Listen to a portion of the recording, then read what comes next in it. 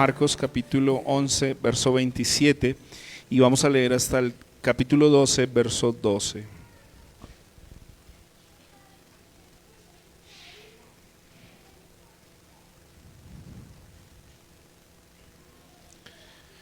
Marcos 11, 27 dice así la palabra del Señor. Estoy leyendo Biblia de las Américas. Llegaron de nuevo a Jerusalén, y cuando Jesús andaba por el templo, se acercaron a él los principales sacerdotes, los escribas y los ancianos, y le preguntaron: ¿con qué autoridad haces estas cosas? ¿O quién te dio la autoridad para hacer esto?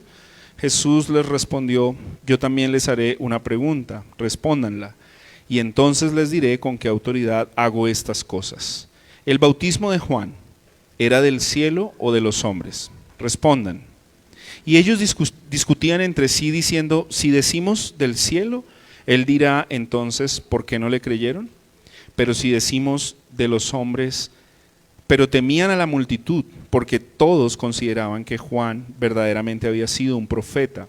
Respondiendo a Jesús dijeron: no sabemos. Jesús les dijo: tampoco yo les diré con qué autoridad hago estas cosas. Entonces Jesús comenzó a hablarles en parábolas. Un hombre plantó una viña y la cercó con un muro, cavó un estanque debajo del lagar y edificó una torre, la arrendó a labradores y se fue de viaje. Al tiempo de la vendimia envió un siervo a los labradores para recibir de los labradores su parte de los frutos de la viña, pero ellos, echándole mano, lo golpearon y lo enviaron con las manos vacías. De nuevo les mandó otro siervo, y a él lo hirieron en la cabeza y lo trataron vergonzosamente. Envió a otro, y a éste lo mataron, y así con muchos otros, golpeando a unos y matando a otros. Todavía le quedaba uno, un hijo amado, y les envió a este último, diciendo: respetarán a mi hijo.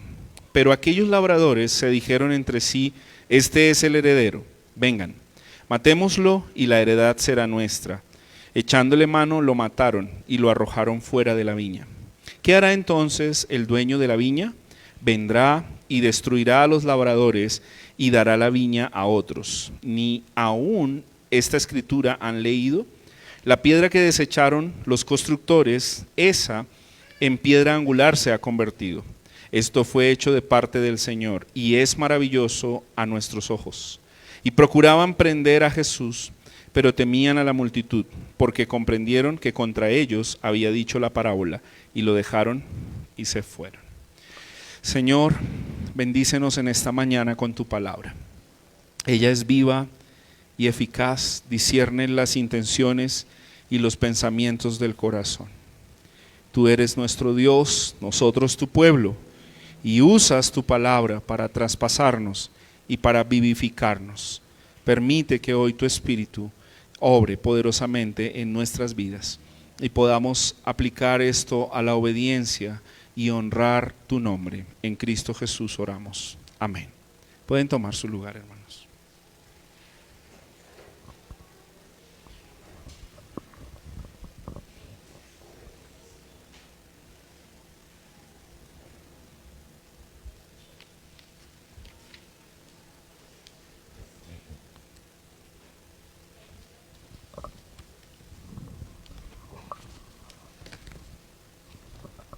Muy bien. Hoy he titulado el sermón con una pregunta que estos personajes que acabamos de leer le hacen al Señor Jesús. ¿Con qué autoridad haces esto? ¿Con qué autoridad haces esto? Para entrar un poco en contexto, sería bueno que recordemos cuál es la dificultad que ellos están teniendo. ¿Y quiénes son estos que cuestionan la autoridad de Jesús? Los que cuestionan la autoridad de Jesús son considerados como autoridad en Israel y de alguna manera están viendo amenazada su autoridad. Al verla amenazada, entonces confrontan a Jesús. Pero ¿qué es, recordando un poco el contexto de Marcos y quizás los sermones anteriores, qué es lo que Jesús había hecho en el templo?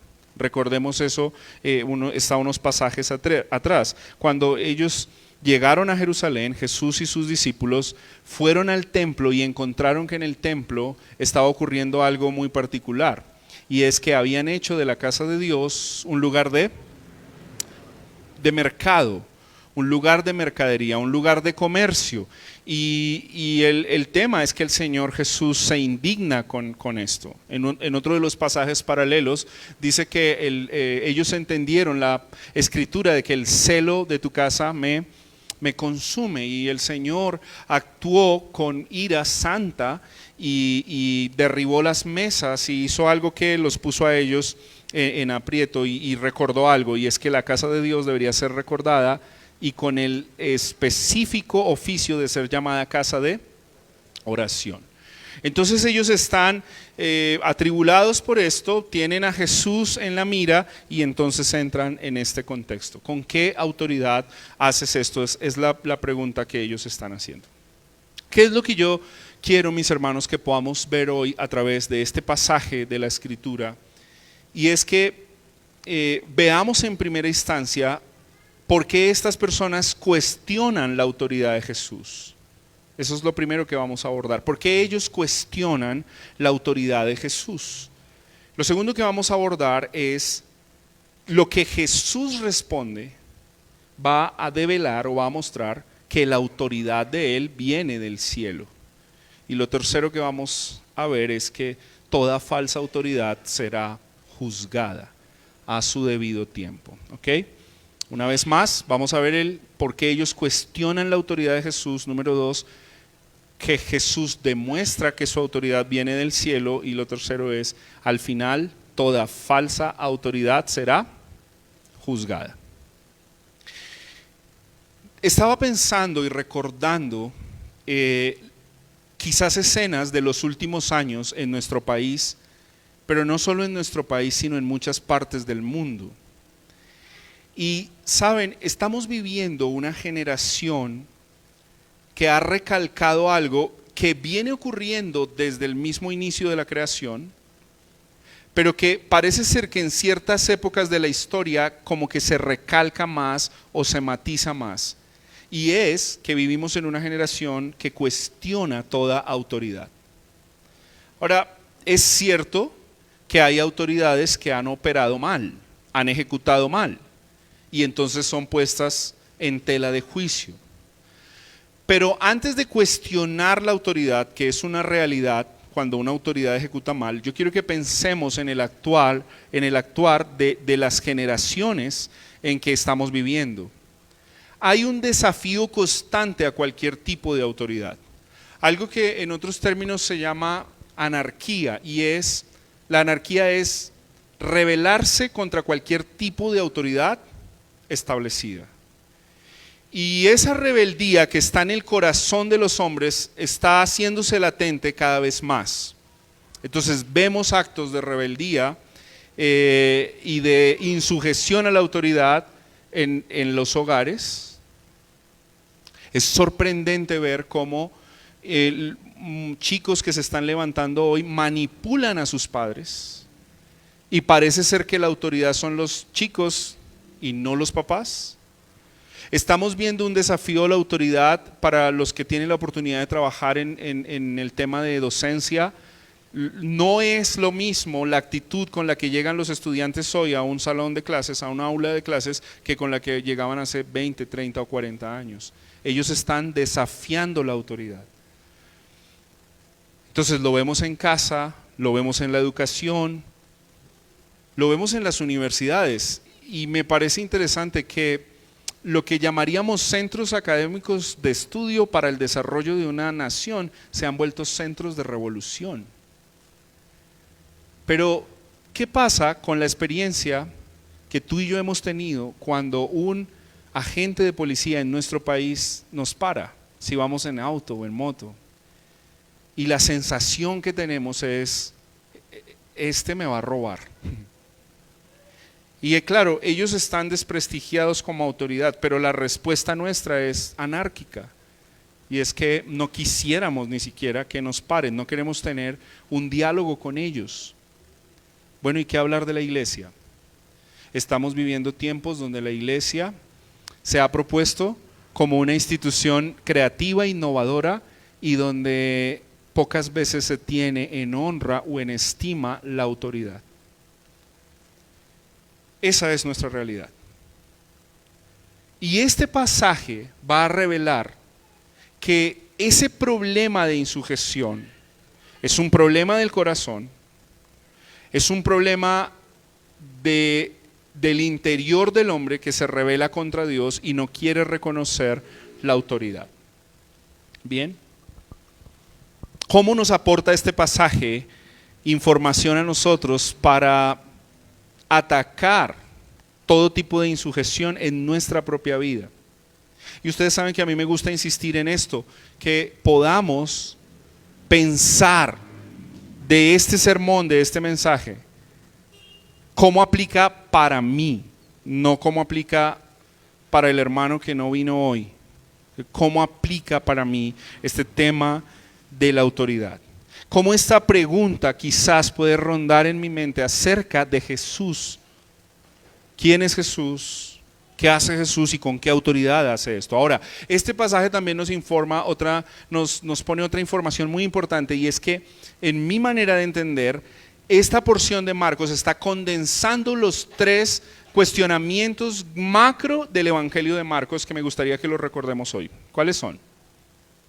Número 1, ¿quién es Jesús? Número 2, ¿qué hizo Jesús o por qué vino? ¿Cuál es la razón de su venida? Y número 3, ¿cómo respondemos a Jesús?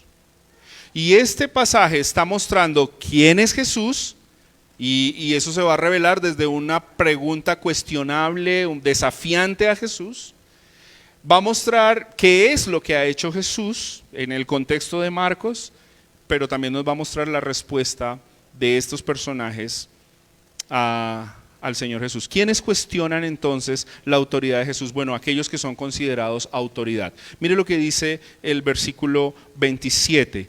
¿Quiénes fueron los que llegaron y se acercaron a Jesús cuando vieron que Jesús estaba en el templo? Usted puede resaltar, porque estos 3 tipos de personas son sumamente importantes en la formación de nación del pueblo de Israel. ¿Quiénes son? Número 1, los principales sacerdotes. Número 2, los escribas. Y número 3, los ancianos. Bueno, aquí podríamos decir que están las 3 entidades más importantes del pueblo de Israel.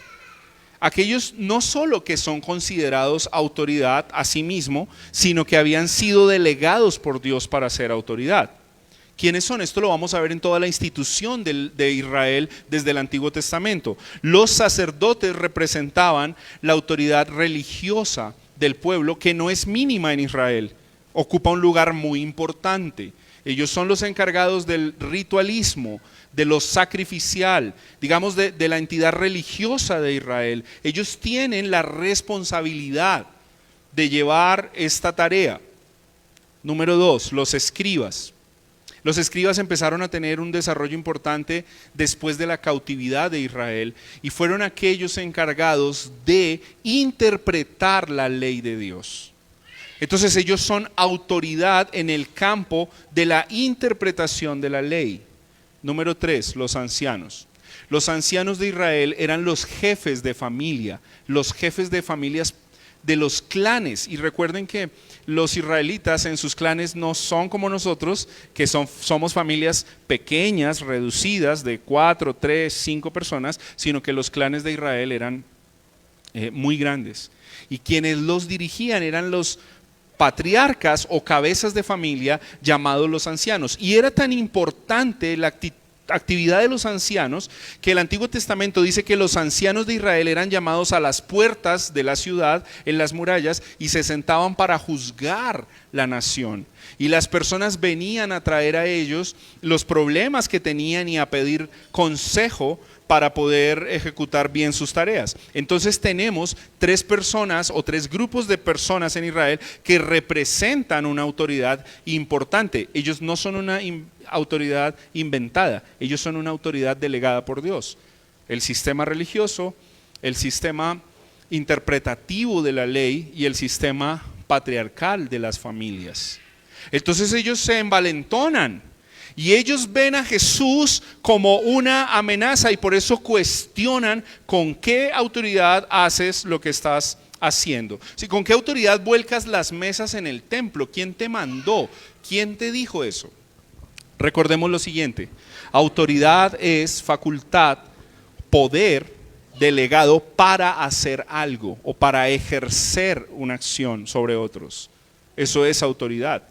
Entonces la pregunta que ellos tienen es importante: ¿quién te está autorizando para hacer esto? Además, dos informaciones más que nos da Marcos aquí. Número uno, lo estás haciendo en el templo, y si hay algo que se debe respetar en Israel como nación, es el templo. Y ellos consideraron que era más irrespetuoso que Jesús volcara las mesas de los mercaderes que vender mercancía en el templo. Te estás metiendo con nuestro lugar sagrado. Pero número dos, el lugar donde están es Jerusalén, la capital de Israel. Jerusalén, la ciudad llamada de Dios, el trono de donde está el trono de David. Y saben, me parece sumamente importante porque Jerusalén significa lugar de paz o lugar donde se fundamenta la paz. Entonces, ¿qué están haciendo estos líderes cuando ven a Jesús? Están entrando en conflicto y están entrando en guerra en el lugar de paz o en el lugar que Dios ha establecido como paz. Y ellos, en alguna medida, digamos que tienen las credenciales para desafiar a Jesús y para preguntar y cuestionar acerca de la autoridad de Jesús. Lo segundo es que Jesús responde de una manera sabia, de una manera categórica y de una manera inteligente. Y en verdad que les respondió. Porque el texto nos dice que ellos supieron cuál era la respuesta de Jesús. Y ellos comprendieron cuál era la respuesta de Jesús. Ellos sencillamente respondieron, hicieron un Sanedrín y respondieron no sabemos. ¿Pero por qué respondieron no sabemos? No les convenía. Estaban buscando confabulación ¿con quién? Con el pueblo, con las masas. Pero ellos entendieron.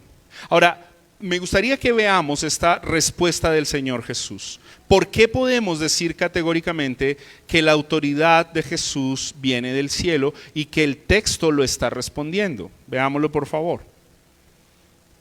Jesús les respondió, verso 29. Yo también les voy a hacer una pregunta. Respóndanme por favor. ¿El bautismo de Juan es del cielo o es de los hombres? Lo que el Señor Jesús está haciendo es poniendo una línea clara y determinando que hay dos formas de autoridad en la tierra. Una autoridad delegada por Dios y otra autoridad autónoma de Dios, independiente de Dios, que la determinan ¿quiénes? Los hombres. Ustedes recordarán la respuesta de los apóstoles en un momento que fueron confrontados y ellos dijeron lo siguiente: nosotros obedeceremos ¿a quién? A Dios antes que a los hombres.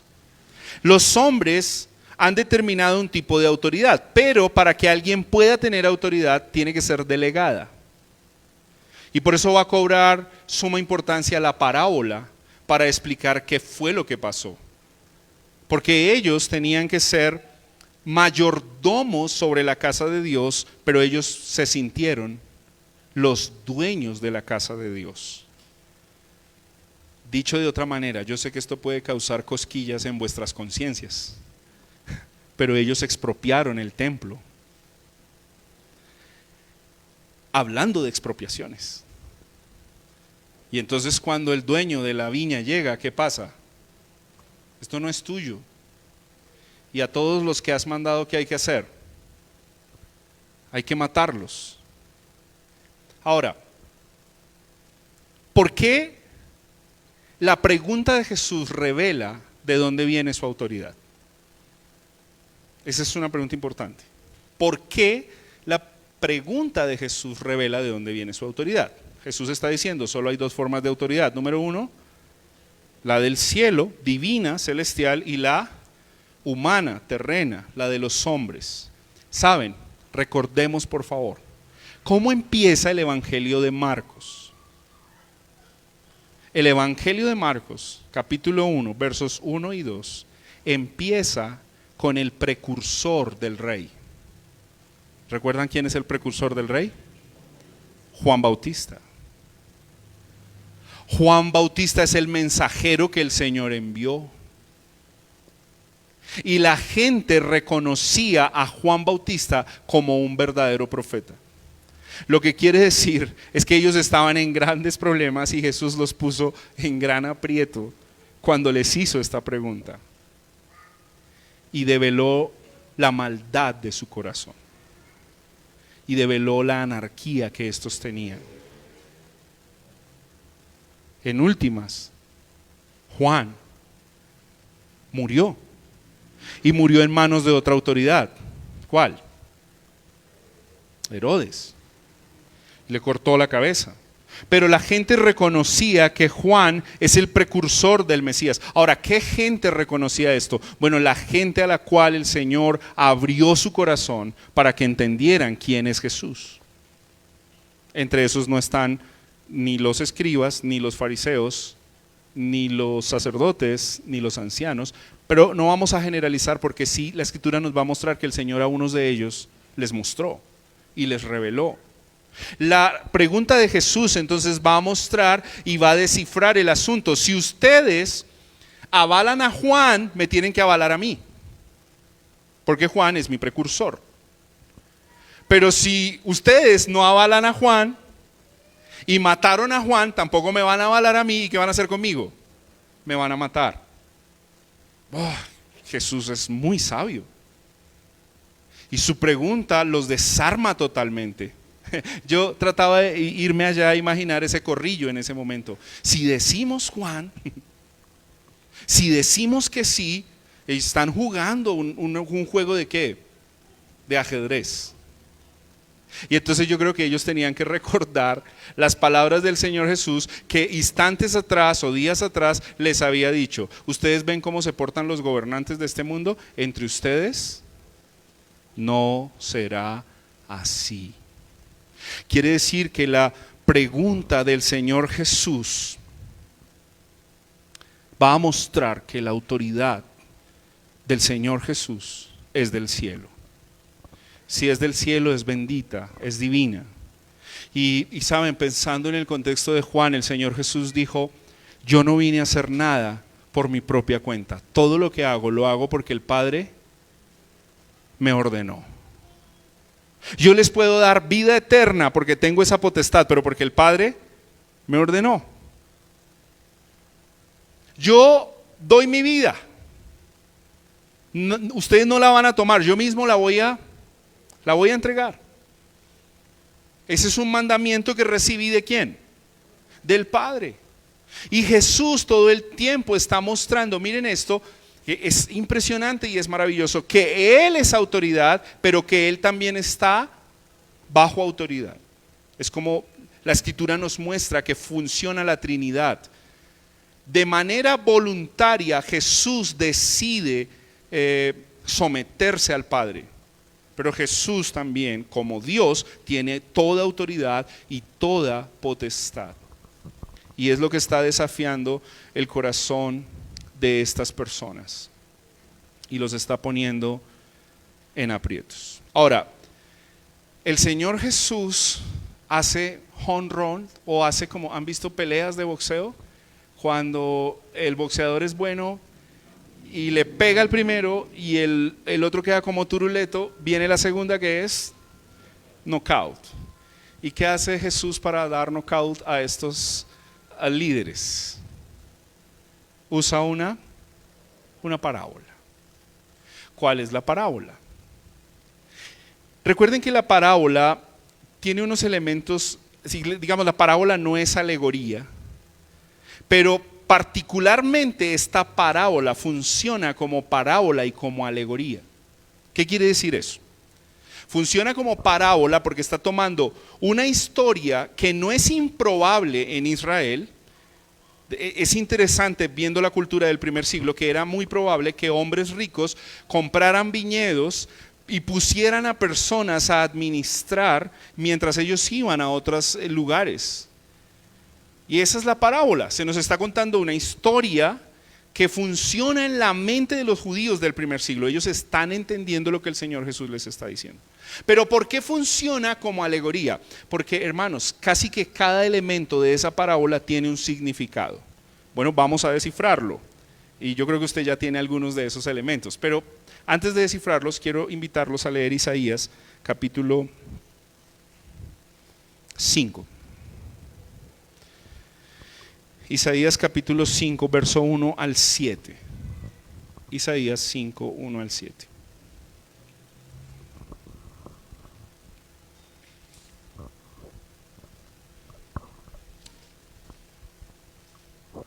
¿Estamos? Dice así la palabra del Señor: cantaré ahora a mi amado el canto de mi amado acerca de su viña. En el Nuevo Testamento usó una parábola, aquí vas a usar ¿qué? Un canto. Así que póngale melodía, entónese. Mi bien amado tenía una viña en una fértil colina, la cavó por todas partes, quitó sus piedras y la plantó de vides escogidas, edificó una torre en medio de ella y también excavó en ella un lagar. Esperaba que produjera uvas buenas, pero solo produjo uvas silvestres. Y ahora, moradores de Jerusalén y hombres de Judá, juzguen entre mí y mi viña. ¿Qué más se puede hacer por mi viña que yo no haya hecho en ella? ¿Por qué cuando esperaba que produjera uvas buenas, produjo uvas silvestres? Ahora pues, dejen que les diga lo que yo he de hacer a mi viña. Quitaré su vallado y será consumida. Derribaré su muro y será pisoteada. Y haré que quede desolada, no será podada ni labrada, y crecerán zarzas y espinos. También mandaré a las nubes que no derramen lluvia sobre ella. Ciertamente, la viña del Señor de los ejércitos, ¿quién es? Es la casa de Israel. Y los hombres de Judá, su plantío delicioso. Él esperaba equidad, pero hubo derramamiento de sangre, justicia, pero hubo clamor. Bien, entonces vamos a tener los elementos de Marcos. ¿Cuáles son? ¿Quién es el dueño de la viña? Es Dios. ¿Quién es la viña? Israel. ¿Y quiénes son los labradores que tenían que cuidar la viña? Los ancianos, los escribas y los sacerdotes. ¿Y quiénes son los que fueron enviados por el dueño de la viña? ¿Quiénes? Los profetas. Entre ellos, ¿quién? Juan el Bautista. ¿Y quién es el Hijo amado? ¿Y qué van a hacer con el Hijo amado? Decía mi papá, más claro no canta un gallo. Pues la Biblia dice que ellos comprendieron. Y ustedes saben que la mayoría de las parábolas era ¿para qué? Para que no comprendieran, pero esta ¿para qué era? Para que comprendieran y para el Señor mostrar lo malvado de su corazón.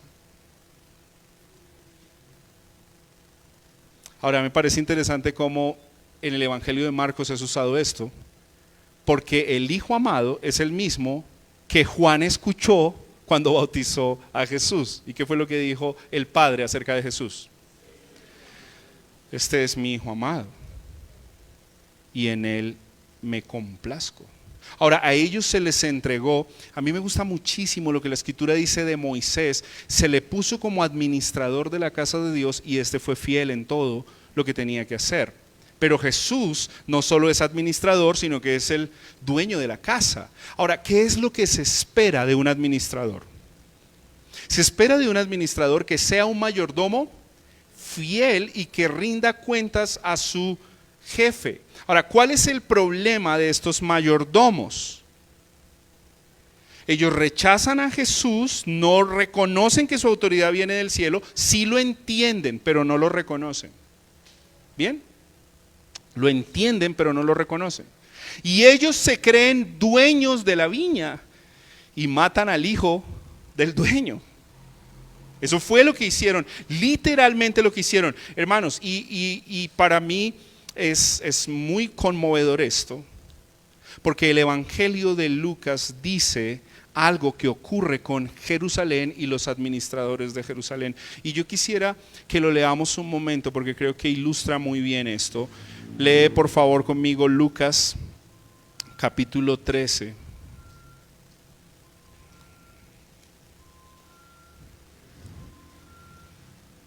Lucas capítulo 13, verso 33.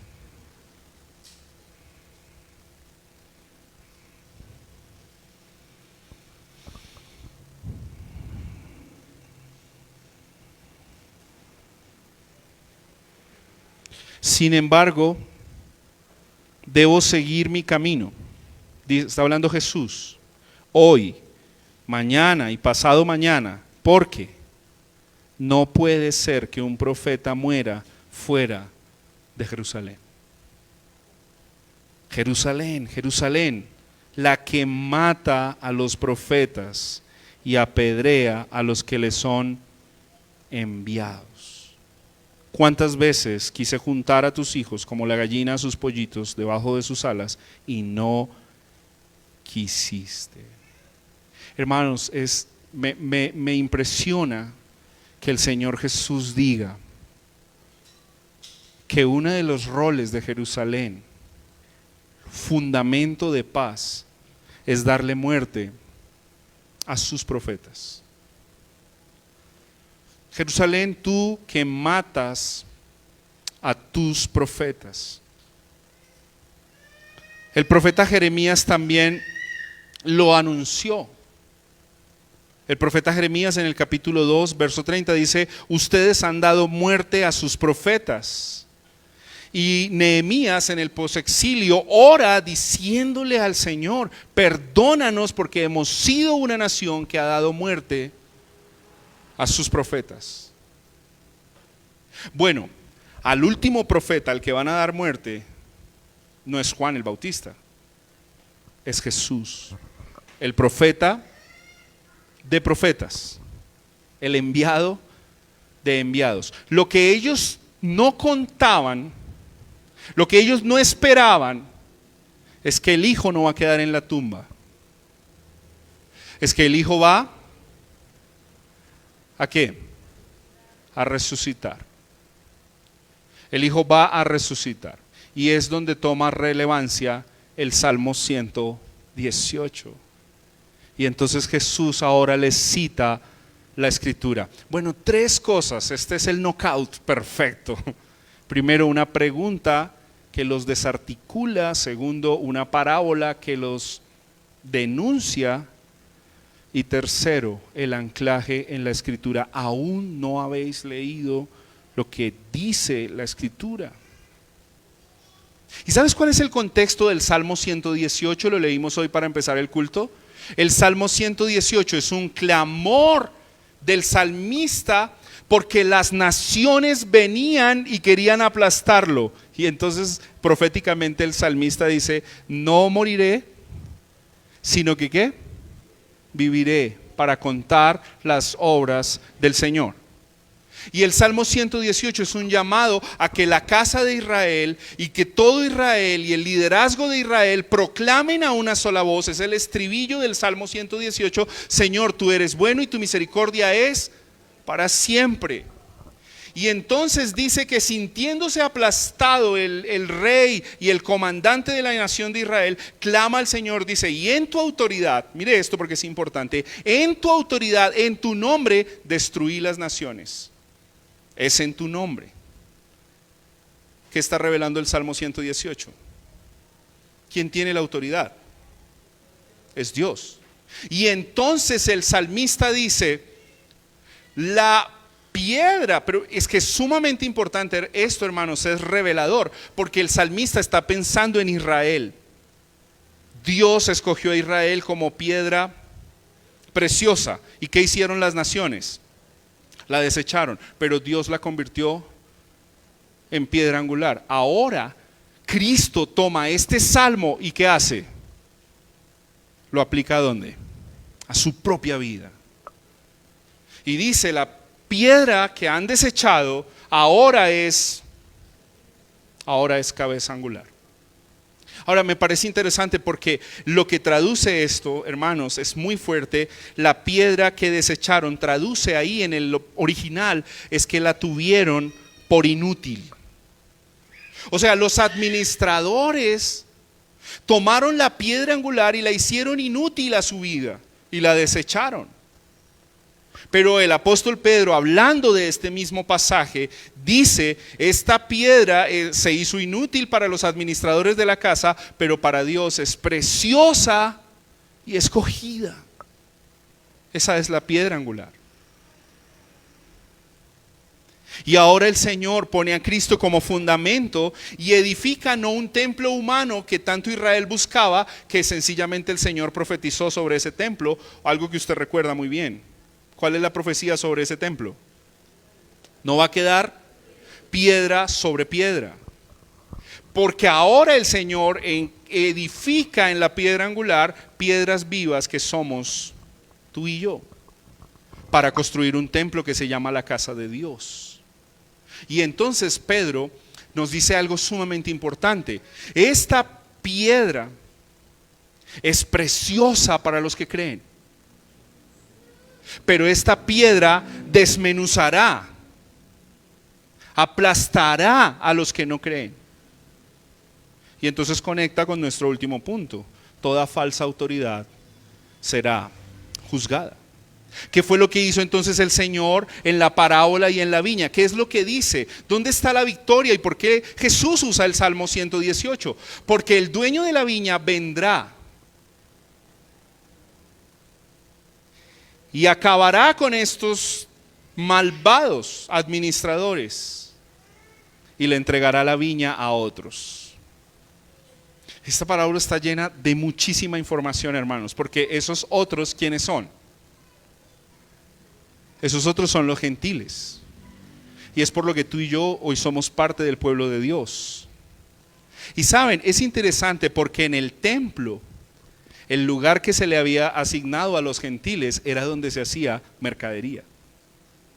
De hecho, ellos lo llamaban el patio de los gentiles. Y Jesús viene y dice, pues ni la casa de Israel ni los gentiles harán de mi casa casa de mercadería, y yo abro un nuevo camino. Y por eso Jesús dijo, yo soy el camino, la verdad y la vida. Yo soy el acceso al lugar. Ahora sí tenemos ejemplo del lugar santo, el lugar santísimo y los atrios donde se va a dar la lechona. Yo abro el camino para que todos puedan venir y tengan acceso confiadamente ante el trono de la gracia. Por eso mirad al Hijo amado y confiad en el Hijo amado. Y entonces, hermanos, hablemos de los propósitos de Marcos. ¿Quién es Jesús? ¿Quieres responder? ¿Quién es Jesús? Es el Hijo amado, es la piedra angular.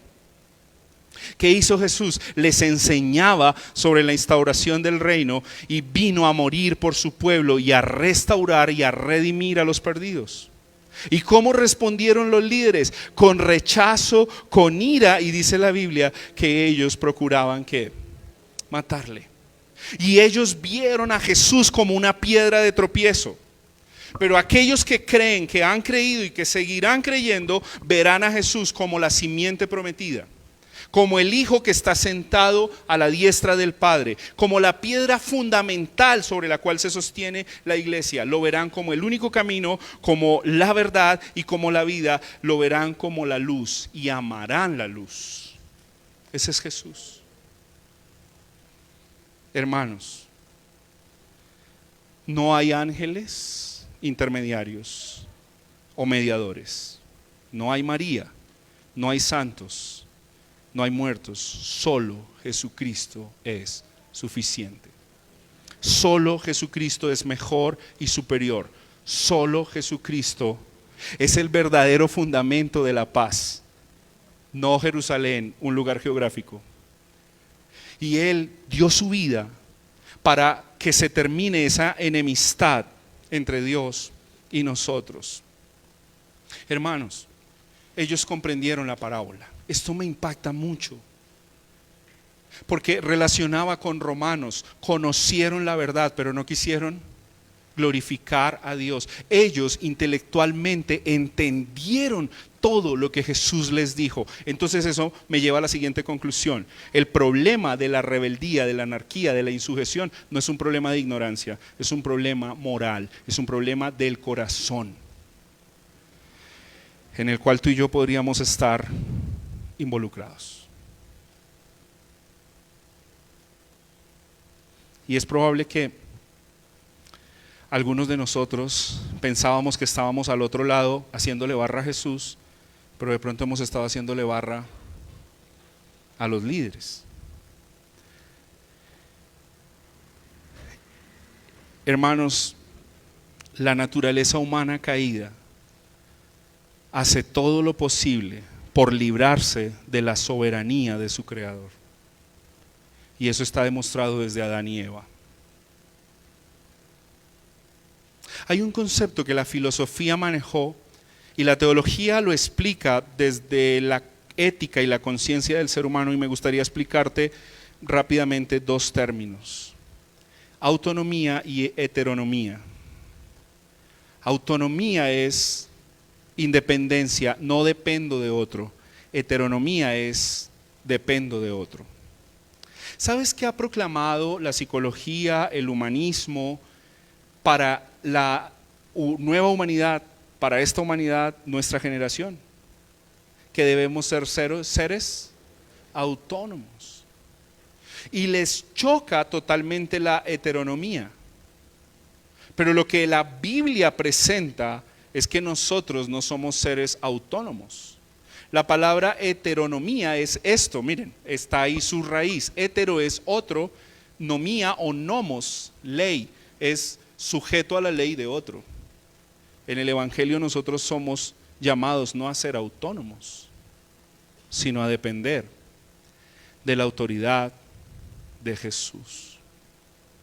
Y hermanos, me sorprende mucho esto que quiero compartir con ustedes, y lo mastiqué mucho para compartirlo porque me parecía un poco complejo, y es: siempre hemos hablado que somos enemigos de Dios y que Dios nos ve como objetos de su ira. Pero viendo este texto, creo que tenemos que ver la otra parte, y es que nosotros también vemos a Dios como nuestro enemigo y lo odiamos cuando Él no ha obrado en nuestro corazón. Difícil, ¿cierto? ¿Cómo dices eso, Sebastián? Porque en cada acto de tu vida pretendes hacer cosas sin sujetarte a Dios. Y te cuesta. Y cuando tienes que tomar decisiones de tu economía, de tu sexualidad, de tus asuntos, de tus relaciones, por lo general, siempre estás poniendo en tela de juicio lo que Dios dice. Y eso muestra que Dios es hostil para nosotros. Y la humanidad caída, precisamente por eso, lo que quiere hacer es quitar a Dios de la ecuación. Ahora, hermanos, yo trato de entender esto en un mundo impío, en un mundo caído. Pero digo, Señor, ¿y tu iglesia también? ¿Será que nos estamos comportando como aquellos líderes que en vez de jugar un rol de siervos inútiles,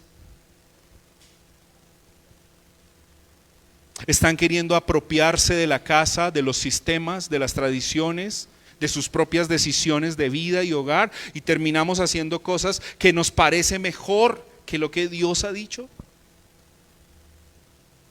Y entonces no sea que nos hallemos peleando con Dios mismo. Tú podrías pensar: ¿y quién es Jesús para que yo le obedezca? ¿O quién es Jesús para que Él me diga qué hacer? Bueno, Jesús es el alfa y la omega, el principio y el fin, el autor de todo lo creado. Y sabes, de hecho, la palabra autoridad es raíz de autor. ¿Quién tiene autoridad? Quien es autor de las cosas. Y cuando te enfrentas a la escritura y la abres en su primer capítulo y en su primer versículo, la Biblia nos presenta a Dios como ¿qué? ¿Como qué? Creador de todo lo existente. Si tú hoy no has rendido tu vida a Jesús, Él te está llamando a gritos y te está diciendo: ríndete a mis propósitos. Ahora, si tú ya eres creyente, el Señor te está diciendo: yo no quiero que rindas parcialmente tu vida. Yo necesito toda tu vida.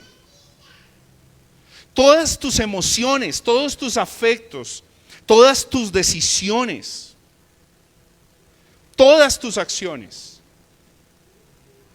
Y lo que yo espero, hermanos, con este mensaje hoy es que tú no termines diciéndole al Señor: ¿y con qué autoridad haces esto? No te creas quién, porque tú eres barro y Él es el alfarero. Así que humillémonos delante de la presencia del Señor. El Señor Jesús, después de resucitar, le dijo a sus discípulos: entonces vayan y hagan la misión. ¿Por qué? Porque yo tengo toda autoridad en los cielos y en la tierra. Y Pablo, en su exposición a la iglesia de Filipenses, termina diciéndonos contundentemente que Él es el Rey y ante Él toda rodilla se doblará y confesará que Él es el Señor, y entonces Él evidenciará quién es la verdadera autoridad y toda falsa autoridad será desmenuzada. Amados, que no nos encontremos peleando con el Rey de Gloria. Y yo quiero pedirte que hoy, en unidad de espíritu, le pidamos al Señor que nos muestre en qué áreas de nuestra vida estamos actuando con insujeción, con rebeldía, con anarquía. Y confiemos en lo que la Escritura dice. Si hemos pecado, ¿qué tenemos? Abogado para con el Padre. Si quieres estar en pie, por favor, y acompañarme para orar juntos.